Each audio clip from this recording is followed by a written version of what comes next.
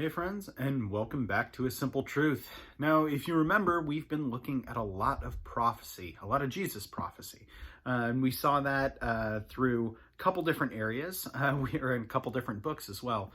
But what we're going to be looking at today is we're going to be hopping back into 2nd Chronicles and 2nd Kings, specifically 2nd Chronicles 28 and 2nd Kings 16 through 17.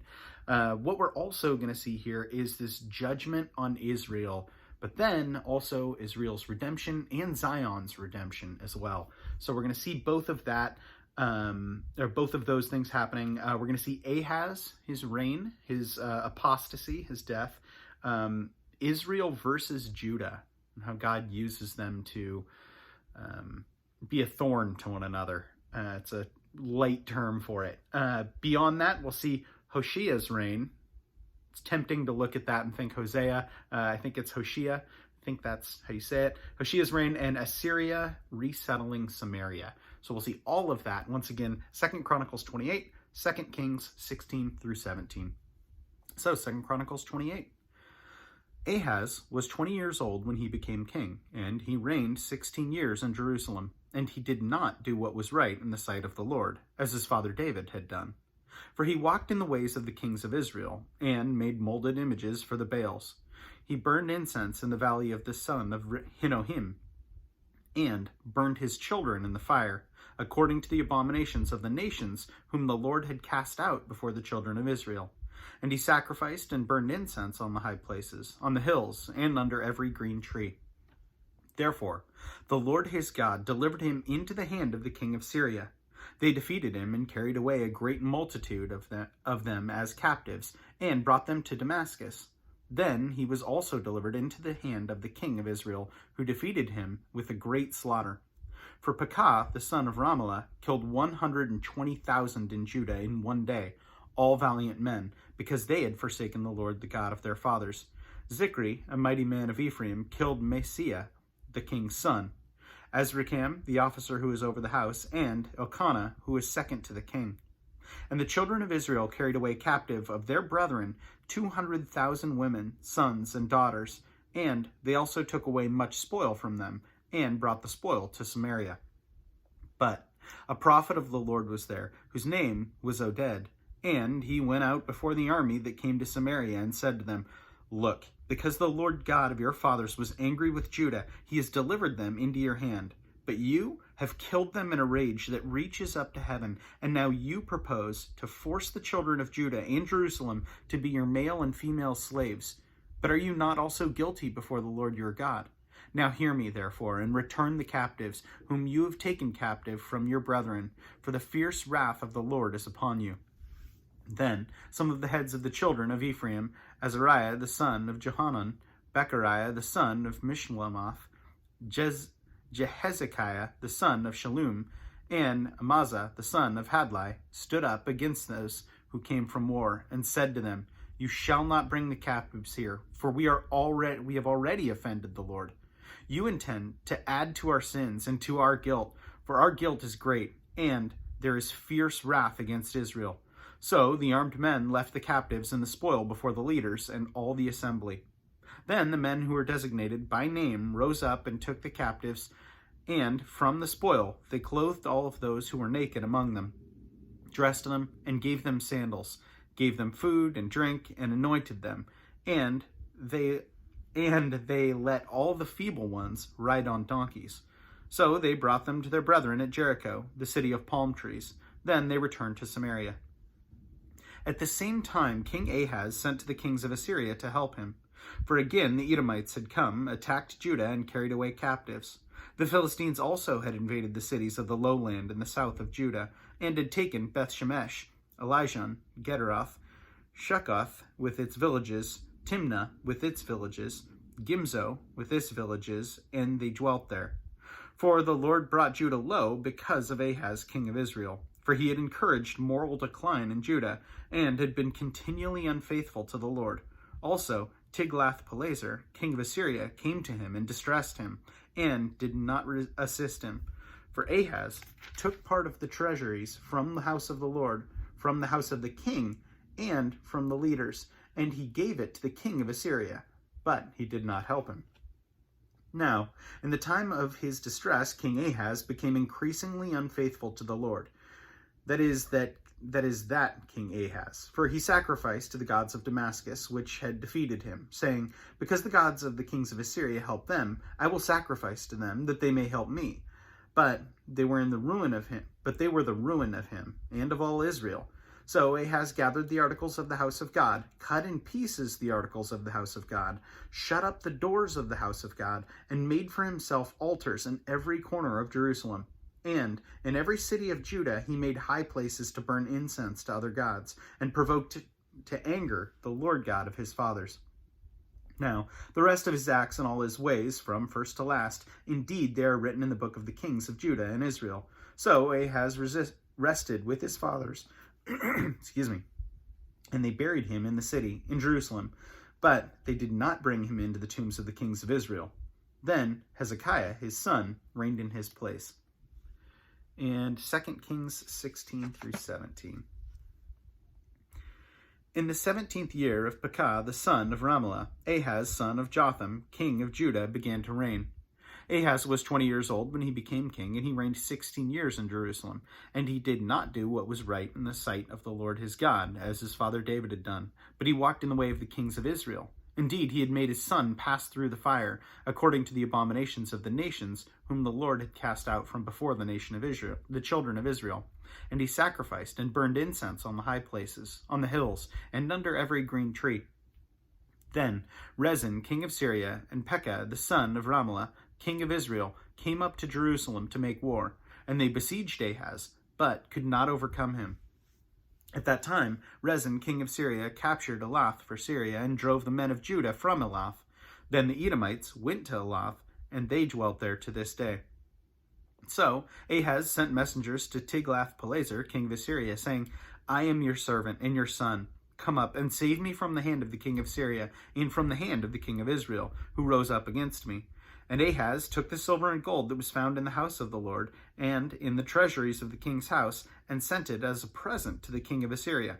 So the king of Assyria heeded him, for the king of Assyria went up against Damascus, and took it, carried its people captive to Kir, and killed Rezin. Now King Ahaz went to Damascus to meet Tiglath-Pileser, king of Assyria, and saw an altar that was in Damascus. And King Ahaz sent for Urijah, the priest, to design an altar and its pattern, according to all its workmanship. Then Urijah the priest built an altar according to all that King Ahaz had sent him from Damascus. So Urijah the priest made it before King Ahaz, and had come back from Damascus. And when the king came back from Damascus, the king saw the altar, and the king approached the altar and made offerings on it. So he burned his offering and his grain offering, and he poured his drink offering, and sprinkled the blood of his peace offerings on the altar. He also brought the bronze altar, which was before the Lord, from the front of the temple, from between the new altar and the house of the Lord, and put it on the north side of the new altar. Then King Ahaz commanded Urijah the priest, saying, On the great new altar burn the morning offering, the evening grain offering, the king's burnt sacrifice, and his grain offering with the burnt offering of all the people of the land, their grain offering and their drink offerings, and sprinkle on it all the blood of the burnt offering, and all the blood of the sacrifice. And the bronze altar shall be for me to inquire by. Thus did Urijah the priest, according to all that King Ahaz had commanded. And King Ahaz cut off the panels from the carts, and removed the lavers from them, and he took down the sea from the bronze oxen that were under it, and put it on a pavement of stones. Also he removed the Sabbath pavilion which they had built in the temple, and he removed the king's outer entrance from the house of the Lord, on account of the king of Assyria. Now the rest of the acts of Ahaz which he did, are they not written in the book of the Chronicles of the kings of Judah? So Ahaz rested with his fathers, and was buried with his fathers in the city of David. Then Hezekiah his son reigned in his place. Chapter 17. In the 12th year of Ahaz king of Judah, Hoshea the son of Elah became king of Israel in Samaria, and reigned 9 years. And he did evil in the sight of the Lord, but not as the kings of Israel who were before him. Shalmaneser king of Assyria came up against him, and Hoshea became his vassal, and paid him tribute money. And the king of Assyria uncovered a conspiracy by Hoshea, for he had sent messengers to So, king of Egypt, and brought no tribute to the king of Assyria, as he had done year by year. Therefore the king of Assyria shut him up and bound him in prison. Now the king of Assyria went throughout all the land and went up to Samaria and besieged it for 3 years. In the 9th year of Hoshea, the king of Assyria took Samaria and carried Israel away to Assyria, and placed them in Halah and by Hador, the river of Gozan, and in the cities of Medes. For so it was that the children of Israel had sinned against the Lord their God, who had brought them up out of the land of Egypt, from under the hand of Pharaoh the king of Egypt, and they had feared other gods, and had walked in the statutes of the nations whom the Lord had cast out from before the children of Israel, and the kings of Israel which they had made. Also the children of Israel secretly did against the Lord their God things that were not right, and they built for themselves high places in all their cities, from watchtower to fortified city. They set up for themselves sacred pillars and wooden images on every high hill and under every tree. There they burned incense on all the high places, like the nations whom the Lord had carried away before them. And they did wicked things to provoke the Lord to anger, for they served idols, of which the Lord said to them, "You shall not do this thing." Yet the Lord testified against Israel and against Judah by all his prophets, every seer, saying, "Turn from your evil ways and keep my commandments and my statutes, according to all the law which I commanded your fathers, and which I sent to you by my servants the prophets." Nevertheless, they would not hear, but stiffened their necks like the necks of their fathers, who did not believe in the Lord their God. And they rejected his statutes and his covenant that he had made with their fathers, and his testimonies which he had testified against them. And they followed idols, became idolaters, and went to the nations who were all around them, concerning whom the Lord had charged them that they should not do like them. So they left all the commandments of the Lord their God, made for themselves a molded image and 2 calves, made a wooden image, and worshipped all the host of heaven, and served Baal. And they caused their sons and daughters to pass through the fire, practiced witchcraft and soothsaying, and sold themselves to do evil in the sight of the Lord, to provoke him to anger. Therefore the Lord was very angry with Israel, and removed them from his sight. There was none left but the tribe of Judah alone. Also, Judah did not keep the commandments of the Lord, but walked in the statutes of Israel, which they had made. And the Lord rejected all the descendants of Israel, afflicted them, and delivered them into the hand of plunderers, until he cast them from his sight. For he tore Israel from the house of David, and they made Jeroboam the son of Nebat king. Then Jeroboam drove Israel from following the Lord, and made them commit a great sin. For the children of Israel walked in all the sins of Jeroboam, which he did. They did not depart from them, until the Lord removed Israel from out of his sight, and out of his sight, as he had said by all his servants the prophets. So Israel was carried away from their own land to Assyria, as it is to this day. Then the king of Assyria brought people from Babylon, Cuthah, Ava, Hamath, and from Sepharvaim, and placed them in the cities of Samaria instead of the children of Israel. And they took possession of Samaria, and dwelt in its cities. And it was so at the beginning of their dwelling there, that they did not fear the Lord, Therefore the Lord sent lions among them, which killed some of them. So they spoke to the king of Assyria, saying, "The nations whom you have removed and placed in the cities of Samaria do not know the rituals of God of the land. Therefore he has sent lions among them. And indeed, they are killing them, because they do not know the rituals of the God of the land." Then the king of Assyria commanded, saying, "Send there one of the priests whom you brought from there. Let him go and dwell there, and let him teach them the rituals of God of the land."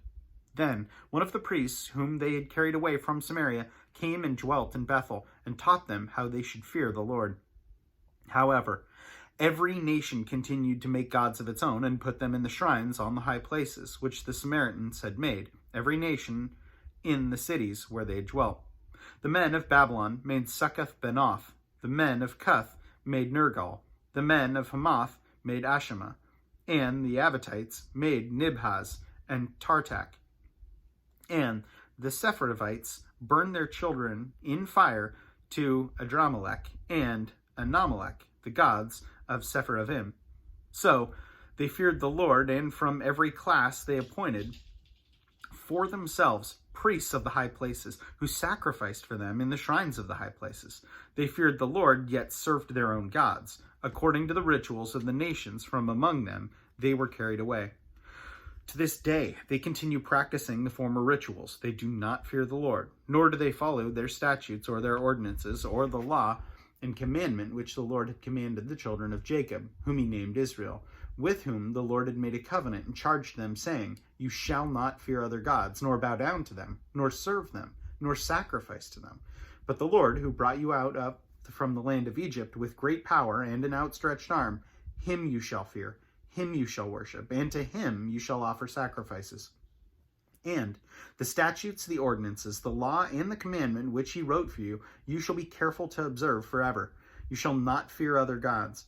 And the covenant that I have made with you, you shall not forget, nor shall you fear other gods. But the Lord your God you shall fear, and he will deliver you from the hand of your enemies. However, they did not obey, but they followed their former rituals. So these nations feared the Lord, yet served their carved images. Also their children and their children's children have continued doing as their fathers did, even to this day. So we keep seeing these incredibly sobering passages. And that's what I took from today was just the fact that God uses two nations, two sets of people who used to be one, but these sets of people to bring judgment and punishment on one another. So Israel rising up against Judah and vice versa. God's will is going to be done. And that's what he uses in this instance. And it's interesting to see just from a Christian perspective, knowing that when I rebel against God, I can have other people come and bring a little bit of judgment or correction to get me on that right path, to bringing a right judgment against me or a right correction against me, to get me to where I should be. And I think that's absolutely incredible. God's not going to be mocked. So if I'm doing other things, it's not going to go well for me, especially if I profess faith. If I say I have faith, I believe in Jesus, I believe Jesus died for me, but I do things as the world does, and I live as the world does, then it's absolutely not going to go well for me at all, because at least I know the truth. Other people may not profess to know the truth or say that they don't believe, but I have knowledge of the truth. I say all of that just to say, I think it's interesting that God, it doesn't matter if you are a believer or you're not a believer, God's will be done. And that's awesome. Because I'm a believer, that brings me a lot of comfort. Even though I can't always see exactly what the plan looks like, God's will is going to be done. And people that need judgment or correction, they're going to get that. And that's extremely encouraging. As long as I'm in the Word, that's very, very encouraging. Anyway, that's what I took away from today. And as always, friends, thanks so much for joining. Have a good one.